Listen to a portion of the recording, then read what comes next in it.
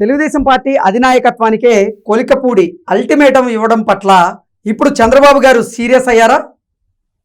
కొలికపూడి మీద ఇప్పుడు చంద్రబాబు గారు సంచలనమైనటువంటి నిర్ణయం తీసుకోబోతున్నారా అంటే అవుననే సమాధానం ఇస్తున్నారు కొంతమంది రాజకీయ విశ్లేషకులు. ఈ నేపథ్యంలోనే ఇదే అంశం మీద మనం విశ్లేషణ చేసుకుందాం. ప్రస్తుతం మనతో పాటున్నారు ప్రముఖ రాజకీయ విశ్లేషకులు, ప్రముఖ సీనియర్ జర్నలిస్ట్ దుర్గా వడ్లమణి గారు. వారితో మాట్లాడు. దుర్గా, నమస్తే. నమస్తే అండి. కొలికపూడి శ్రీనివాసరావు గారి ప్రవర్తన ఇప్పుడు తెలుగుదేశం పార్టీలో పార్టీ అధినాయకత్వానికి తలనొప్పిగా మారుతోంది అని ఇప్పుడు కొలికపూడి గారు తెలుగుదేశం పార్టీ అధినాయకత్వానికే అల్టిమేటం జారీ చేయడం పట్ల చంద్రబాబు గారు చాలా సీరియస్గా ఉన్నారని, కొలికపూడి విషయంలో చంద్రబాబు గారు ఒక సంచలనమైనటువంటి నిర్ణయం తీసుకోబోతున్నారనేటువంటి వార్తలు సోషల్ మీడియాలో చక్కర్లు కొడుతూ ఉన్నాయి. ఇంతకీ చంద్రబాబు గారు కొలికపూడి గురించి ఎటువంటి సంచలనమైనటువంటి నిర్ణయం తీసుకోబోతున్నారు అంటే ఏం చెప్తారు? అసలు ఇప్పటికే తీసుకోవాలండి, ఆయన పని ఒత్తిడిలో ఉండి తీసుకోలేదనుకుంటా. ఎందుకంటే తెలుగుదేశంలో ఎవరిని కదిపినా మీరు ప్రతి వాళ్ళు ఈరోజు కొలికపూడి మీద ఒక నెగిటివ్ ఇమేజ్ తోటే ఉన్నారు చెప్పాలంటే. అంటే తెలుగుదేశం పార్టీ ఖచ్చితంగా క్రమశిక్షణ కలిగినటువంటి పార్టీ, ఖచ్చితంగా మీరు చెప్పినట్టుగా. ఎస్, క్రమశిక్షణకి మారిపోయారు కాబట్టి ఎందుకు ఇంతకాలం ఓపిక పడుతున్నారు అంటే కొంచెం ఎక్కడో చిన్న సింపతి ఉంది ఆయన మీద. అంటే ఆయన పార్టీ కోసం పనిచేశాడు గతంలో అనేది ఒక చిన్న దళిత నాయకుడు, పార్టీ కోసం కష్టపడ్డాడు, పనిచేశాడు అనేది అంతే. ఆ రెండు కారణాలతోటి కొంచెం ఆలోచిస్తున్నారు అంతే. ఇంకా అంటే అవకాశం ఇస్తూ వస్తున్నారు. కానీ ఇట్స్ హై టైం. ఎందుకంటే ఎప్పుడైతే టీడీపీ నేత రమేష్ రెడ్డి మీద మీరు వెంటనే చర్యలు తీసుకోవాలి 48 గంటల్లో, లేదంటే నేను రిజైన్ చేస్తాను అల్టిమేటం ఇవ్వడం అనేది అది సరైన పద్ధతి కాదు. ఎందుకంటే మీరు తెలుగుదేశాన్ని మొదటి నుంచి గమనిస్తే ఎంత పెద్ద నాయకుడైనా కూడా ఈ రకంగా మాట్లాడిన దాఖలాలు లేవు. ఎవరైనా కూడా పార్టీ అధినాయకత్వం ఏం చెప్తే దాన్ని ఫాలో అవటం తప్ప, అది మంచి అయినా చెడైనా, అంటే వాళ్ళకి వ్యక్తిగతంగా నష్టం కలుగుతుంది అన్నా కూడా పార్టీ కోసం పనిచేస్తారు. మనం ఎలక్షన్స్ ముందు కూడా చూసాం కదండి, సీట్ల పంపకంలో కూడా చాలా మంది త్యాగాలు చేశారు. అంటే అంత క్రమశిక్షణ పార్టీ. మీకు నాకు తెలిసి ఇంత మంచిగా అంటే ఇంత క్రమశిక్షణతో ఇంకో పార్టీ ఉందా అంటే కొంచెం ఆలోచించాలి. ఈ మధ్య కాలంలో కొలికపూడి వివాదాలకు కేంద్ర బిందువుగా మారుతూ ఉన్నారు. ఆయన నియోజకవర్గంలో ఆయన ఏం చేసినా కానీ అది బూమరాంగ్ అవుతూ ఉంది. ఆయన వార్తల్లోకి అయితే ఎక్కుతూ ఉన్నారు. తెలుగుదేశం పార్టీ అధినాయకత్వం కూడా చాలా సందర్భాల్లో ఆయన ప్రవర్తన తీరుని కూడా చూసి చూడనట్లుగా పోయింది. అయినప్పటికీ ఆయన తీరులో మాత్రం ఎటువంటి మార్పు రావట్లేదని ఇప్పుడు తెలుగుదేశం పార్టీ అధినాయకత్వం భావించిందని, అందులో భాగంగానే చంద్రబాబు గారు ఒక సంచలనమైనటువంటి నిర్ణయం తీసుకోబోతున్నారు కొలికపూడి విషయంలో అనేటువంటి వార్తలు వస్తూ ఉన్నాయి. ఏంటి, దీన్ని ఎలా చూడాలి మేడం? ఖచ్చితంగా తీసుకోవాలండి, ఇట్స్ హై టైం చెప్పాలంటే. ఎందుకంటే ఆయనకి చాలా అవకాశాలు ఇచ్చారు, రోపిస్తూనే వచ్చారు ఆయన. ఎందుకంటే రెచ్చిపోతున్నారు ఈ మధ్యన. ఇప్పుడు మనిషి గెలవనప్పుడు ఎలా ఉన్నారో గెలిచాక అంతకంటే ఒబీడియంట్గా ఉండాలి నన్ను అడిగితే. మీకు నిజమే, మీకు ఒక గుర్తింపు ఇచ్చారు పార్టీలో, మిమ్మల్ని చాలా రెస్పెక్ట్ ఇస్తున్నారు మీకు, కానీ దాన్ని నిలుపుకోవాలి కదా. నిలుపుకోకుండా నేను నా ఇష్టానికి నేను ఉంటానంటే ఒక పార్టీలో కుదరదండి. పార్టీ అనేది ఎంతో మందితోటి కలిసిన ఒక సమ్మిళితమైన అది ఒక వ్యవస్థ. అది ఆ వ్యవస్థలో నేను నా ఇష్టానికి ఉంటానంటే ఎట్లా కుదురుతుంది? అప్పుడు మీరు ఇండివిజువల్ గా ఉండాలి. ఎగ్జాక్ట్లీ. అంటే కొలికపూడి గారి మీద నమ్మకంతో, అలాగే చంద్రబాబు గారి మీద నమ్మకంతో ఆ నియోజకవర్గ ప్రజలైతే కొలికపూడి గారిని గెలిపించారు ఖచ్చితంగా. అయితే అధికారాన్ని అడ్డం పెట్టుకొని నేను అన్ని పనులు చేస్తాను అంటే నేనే చేస్తాను, అన్ని శాఖలకు సంబంధించిన అధికారులు ఇంకేం చేయాలి మరి? అదే కదా. ఇప్పుడు నాకు అన్నీ తెలుసు అనుకోవడం కూడా తప్పేనండి ఎవరైనా సరే. ఎట్ ద సేమ్ టైం నేనే చేయగలను అని మన ఎదరవాడి మీద దాష్టికం చేయకూడదు. ఇప్పుడు మీరు తిరువురు ఎమ్మెల్యేగా ఉన్నారు, కరెక్టే. కొన్ని మీకు తెలియని ఉంటాయి, తెలిసినవి ఉంటాయి, తప్పులేదు. ప్రతిదీ ప్రతివాడికి తెలియదు, తెలుసు, రెండు ఏ వ్యక్తికైనా. సో మీరు నేను ఒక ఎమ్మెల్యేని కాబట్టి నేను చెప్పిందే జరగాలి అంటే కుదరదు.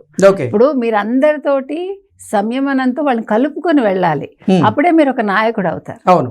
ఇండివిజువల్ గా నేను ఉంటాను అంటే మీరు స్వతంత్ర అభ్యర్థిగానే ఉండాలి, అంతే, సింపుల్.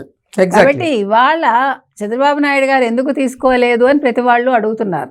అంటే అతని మీద చర్యలు అంటే చంద్రబాబు నాయుడు గారు నిన్న మెడ్రాస్ వెళ్ళినట్టున్నారు, ఐఐటి. సో పాత విద్యార్థుల సమ్మేళనం జరుగుతోంది అక్కడ.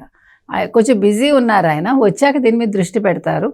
ప్రజలు కోరుకుంటున్నది, ఈవెన్ పార్టీలో వాళ్ళు కూడా కోరుకుంటున్నది, ఆయన మీద ఒక చర్య అయితే ఉండాలి పార్టీ పరంగా. ఆయన కొంచెం భయం రావాలి. ఓకే. అనేది అందరూ ఎదురు చూస్తున్నారు. అంటే కొంచెం తగలాలండి. ఇప్పుడు ఇనప ఊచ వేడి చేస్తేనే కదా సాగుతుంది, సమ్మెటతో కొడితే. సో అట్లా ఒక దెబ్బ పడితే అప్పుడు సెట్ రైట్ అవుతారు ఎవరైనా. సో కొలికపూడి శ్రీనివాస్ మీద క్రమశిక్షణా చర్యలు తప్పదా అంటే ఏం చెప్తారు మరి? ఖచ్చితంగా తప్పదండి, తప్పదనే అనుకుంటున్నాం. కానీ ఇంకా మళ్ళా లేదులే ఈ ఒక్కసారికి నేను చూసి చూడనట్టు వెళ్ళిపోతాను చంద్రబాబు నాయుడు గారు అనుకుంటే ఏం చేయలేం. కానీ అలా అనుకున్నారని కొలికపూడి గారు ఇంకా రెచ్చిపోకూడదు. అది ఎవరు కూడా యాక్సెప్ట్ చేయరు పార్టీలో.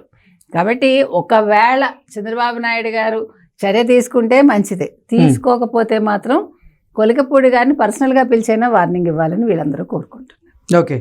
ఏంటి మరి ఒకవేళ గనక నిజంగా క్రమశిక్షణ చర్యలు చేపడితే కొలికపూడి శ్రీనివాస్ ఎటువంటి నిర్ణయం తీసుకునేటువంటి అవకాశం ఉందంటారు? ఇప్పుడేం చెప్పలేమండి. ఇప్పుడు ఆయన అన్నీ సిద్ధమై మాట్లాడుతున్నారా లేదు తెలియక మాట్లాడుతున్నారా మనకు తెలియదు. ఇప్పుడు మనం ఒకసారి వీళ్ళ పేర్లు చదువుదామండి. ఎవరంటే అంటే కమిటీ నివేదిక గురించి మాట్లాడుకుంటున్నాం కదా. రమేష్ రెడ్డి పైన చర్యలు తీసుకోకుంటే ఎమ్మెల్యేగా రాజీనామా చేస్తానని ఆయన అన్నారు కదా.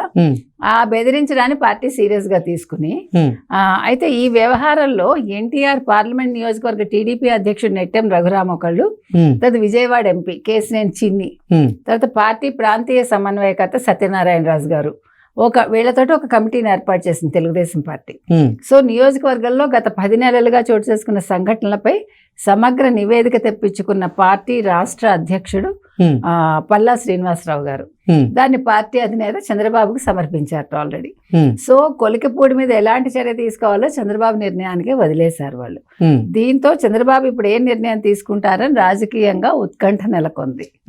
సో ఆల్రెడీ వీళ్ళందరూ కమిటీగా ఫామ్ అయ్యి గత 10 నెలలుగా ఈ కొలికపూడి గారు ఏమేం చేశారు అంటే ఎందుకు అసలు క్రమశిక్షణ చర్యలు తీసుకోవాలి అనే దాని మీద, అంటే మద్యం దుకాణాల దగ్గరికి వెళ్ళి ఆయన బెదిరింపు చర్యలు, అదే that's what you know everything.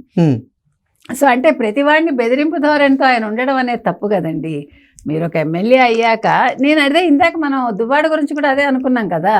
ఇప్పుడు ఏ పార్టీ అని కాదు, ఏ ఎమ్మెల్యే అని కాదు, ఏ ఎమ్మెల్సీ అని కాదు, ఏ ఎంపీ అని కాదు, ఆ పార్టీ నియమాలను అనుసరించి వాళ్ళు వెళ్తే బాగుంటుంది. ఆ పార్టీ సిద్ధాంతాలను తూచా తప్పకుండా పాటించాల్సిన బాధ్యత అయితే వాళ్ళ మీద ఉంటుంది, ఖచ్చితంగా ఉంటుంది. ఎట్ ద సేమ్ టైం మీరు ఇంకొకటి ఏంటంటే వ్యక్తిగతంగా కూడా మీకంటూ మీరు కొన్ని రూల్స్ రెగ్యులేషన్స్ పెట్టుకోవాలి కదా. ఎలా పడితే అలా మాట్లాడితే ఇంకా మీకు సాధారణ మనిషికి తేడా ఉంటుంది.